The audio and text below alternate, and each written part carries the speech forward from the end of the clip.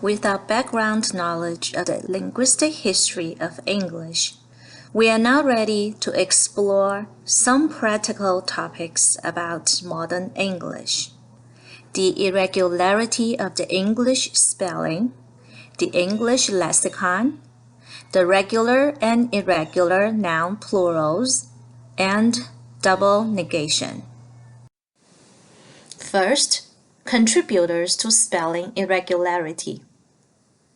Without doubt, the great vowel shift in early modern English contributes to a great extent to the irregularities that we see in the spelling of English words today. The power of the great vowel shift was bolted up by the fact that earlier to this vowel change, during the Middle English period, max printing became available. Max printing not only promoted the London dialect as the standard variety, it also standardized the spelling of words based upon the London dialect.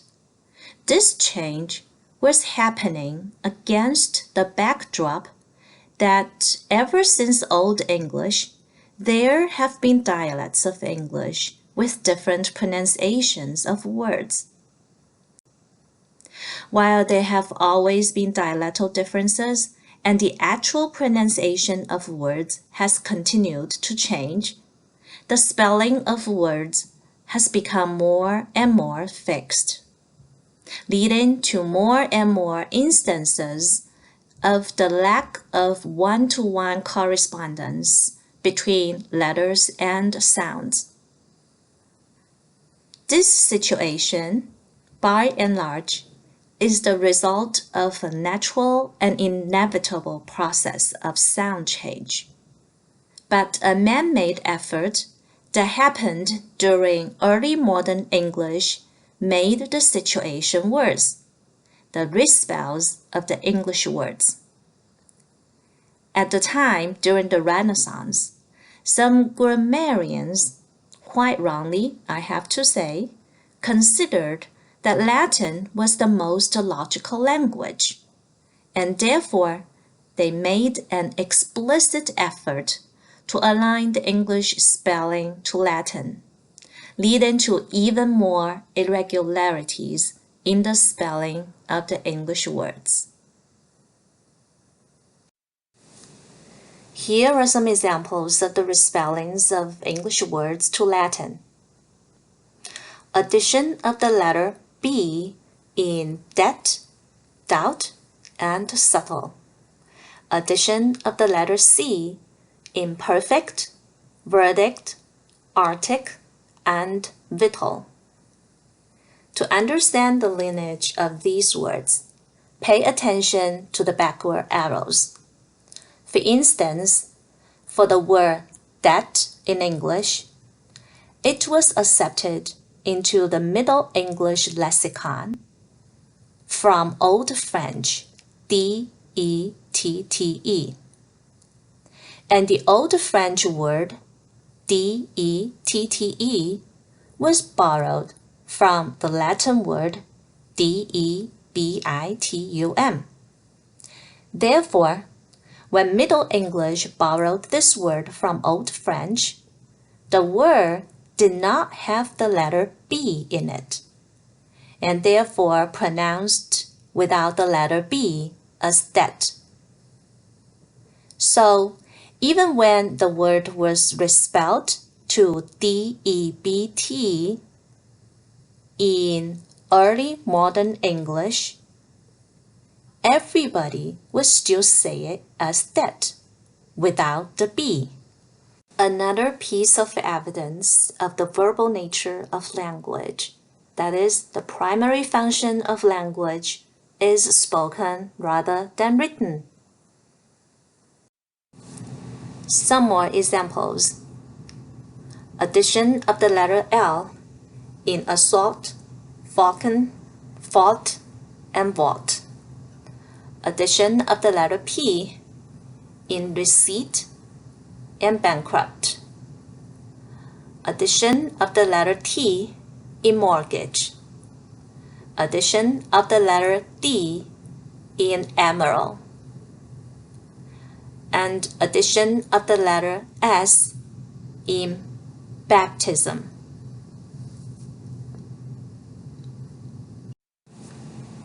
The English lexicon. Even though the spelling of English might seem messy, making it a bit more difficult to teach literacy, English, nevertheless, is still one of the most expressive languages with a larger than average vocabulary. One of the factors that contribute to the large vocabulary in English is the language's willingness to borrow and accept words from other languages. The free borrowing of foreign loanwords has been a prominent feature of the language ever since the Anglo-Saxon times. Old English, apart from the basic vocabulary for everyday and social functions, had 3% of its words borrowed from the Celtic languages native to the British Isles, as well as from Latin and the Scandinavian languages such as Danish, Swedish, and Norwegian. While Middle English continued to absorb new words from Latin and the Scandinavian languages, this period accepted a tremendous influx of vocabulary from French after the Norman conquest. It is estimated that more than 10,000 French words were borrowed into English, instantly making the English vocabulary at least twice as large to French, Spanish, Italian, and German. In particular, the French and Latin addition to the English vocabulary has given English a larger than average number of synonyms, sometimes at 3 levels, as you see in the table here. Generally speaking, the English origin words are used more often as daily vocabulary, and the French and Latin origin words serve more formal and academic functions. In this sense, the synonyms in English give the language different levels of usage, called registers. Then by the 16th century, during early modern English, the English language has borrowed words from more than 50 languages, adding another staggering 12,000 new words to its lexicon, resulting in more and more synonyms and near synonyms in the language. The large number of synonyms, as well as antonyms for that matter, opens up the possibilities to express nuanced ideas and to use different words for different situations, again called registers, which makes it necessary for English to have thesauruses, something that is not needed for a lot of other languages. Such a characteristic of the English vocabulary also attests to the effectiveness of teaching synonyms as well as antonyms to enlarge students' vocabulary.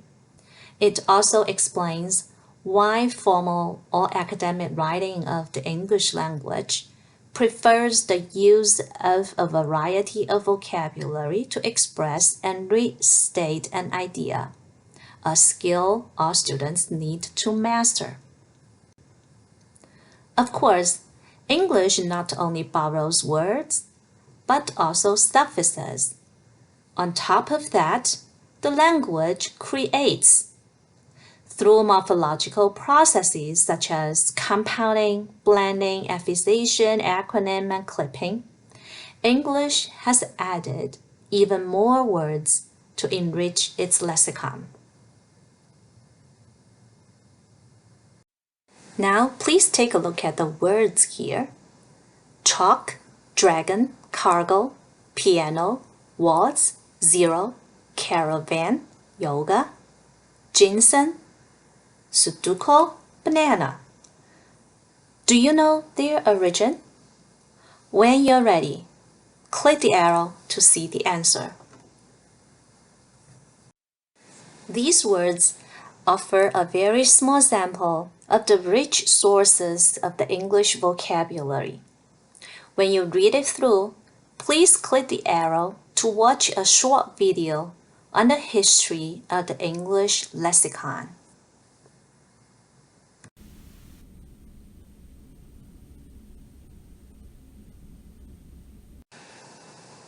A pretty entertaining and enlightening video, isn't it?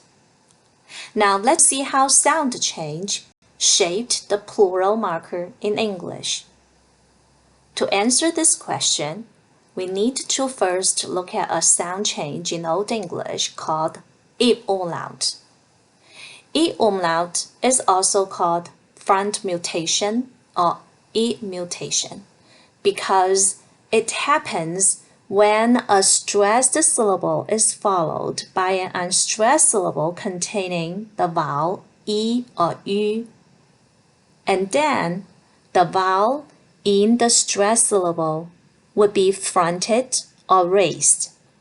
This is a phonological process called assimilation. For instance, in the Germanic languages, the mother languages of Old English, a vowel ending e is added to a singular noun to form the plural.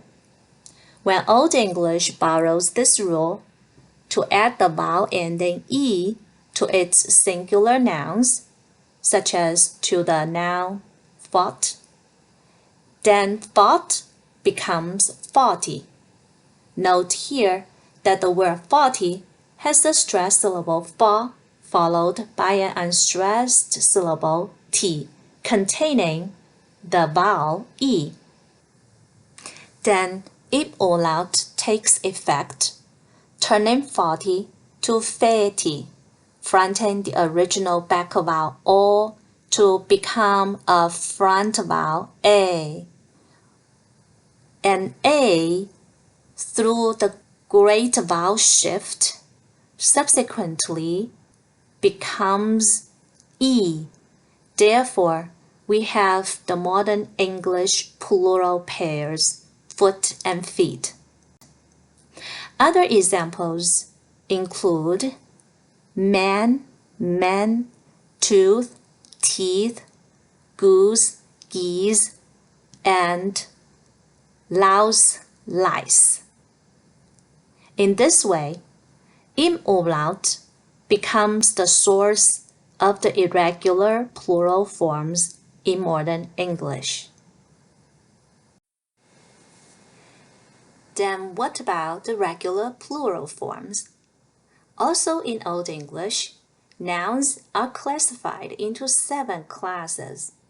The A-stem nouns are one of the biggest. The A-stem nouns make plural with the ending as, pronounced as as. This ending, as, was leveled to the schwa, as, in Middle English, which was omitted later through a phonological process called syncope to only the s. Suppose that the word hand is an A-stem noun in Old English. Then its plural started out as handas with an as ending, which was reduced to handas, handes, in Middle English, and eventually hands. The omission of the e in the es ending is considered natural. After all, even if we cut out the schwa to say hands rather than handas, no confusion exists because there's no other word that shares the same pronunciation of handas, so why not? On the other hand, if a noun ends with the sibilant sounds, that is s, z, sh, zh, ch, j, the e in the es ending cannot be omitted, because we still want to make a difference between bus and buses.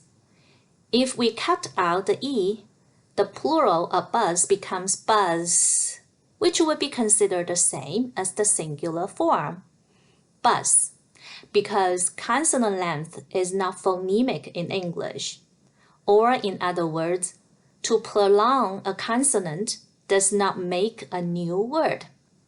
Therefore, we have to retain the E for bus, so that we have buses.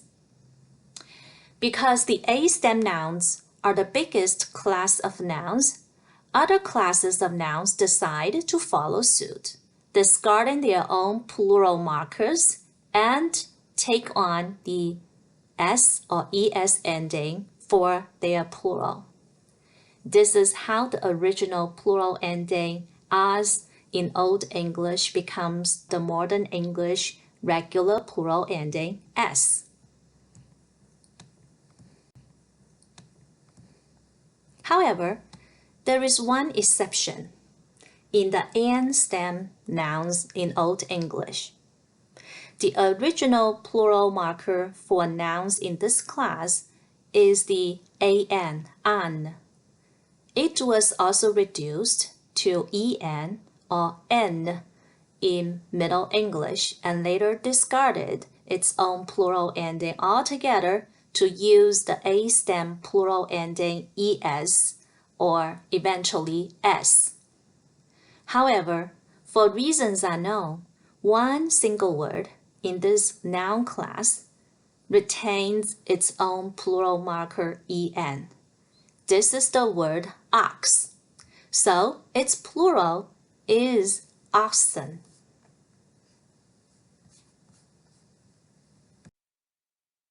Finally, when was double negative deemed bad grammar? Was it in Old English? I'd say no, because double negative was very common in Old English. Was it in Middle English? Again, no. Even Chaucer himself used it a lot, as in, "There was no man nowhere so virtuous." Then was it in early modern English? Well, no and yes. While Shakespeare himself used double negative a lot, as in, "Nor never none shall mistress of it be, save I alone." Double negative was banned by grammarians at that time, since the Renaissance, in an eager pursuit of formal logic as perceived in Latin. Nevertheless, double negative is legal in lots of other languages, such as Portuguese, French, Persian, and Spanish, as well as some dialects of English, such as African American English and the Cockney English. And in grammar, double negative is called negative concord. This is the end of a brief history of the English language. Thank you for your attention and participation.